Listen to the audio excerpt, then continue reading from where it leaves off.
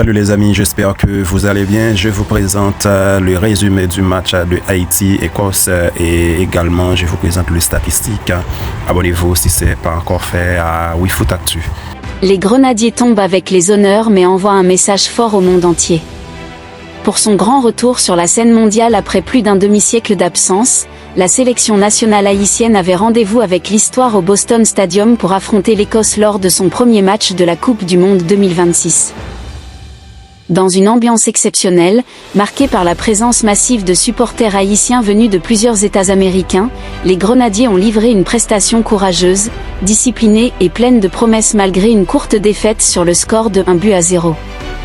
Dès le coup d'envoi, les hommes de Sébastien Migny ont montré qu'ils n'étaient pas venus simplement participer à la compétition. Face à une sélection écossaise plus expérimentée et habituée aux grands rendez-vous internationaux, les Haïtiens ont affiché une attitude conquérante, un pressing agressif et une volonté constante de jouer vers l'avant. Le sélectionneur haïtien avait décidé d'aligner son équipe dans un système en 4-4-2 avec Johnny Placide dans les buts. Devant lui, Carlan Arcu, Ricardo Adé, Haïti Delcroix et Martin Expérience composaient la ligne défensive.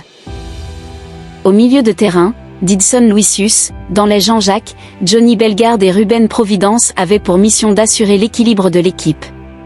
En attaque, le duo Franz Di Piero Wilson Isidore était chargé de faire trembler la défense écossaise. Les premières minutes ont été équilibrées. Les Écossais ont tenté d'imposer leur rythme grâce à leur maîtrise collective tandis que les Grenadiers cherchaient à exploiter la vitesse de leurs attaquants dans les transitions offensives. Très rapidement, les supporters haïtiens ont compris que leur équipe était dans le match. Les Grenadiers gagnaient leur duel, récupéraient de nombreux ballons et ne semblaient nullement intimidés par l'événement.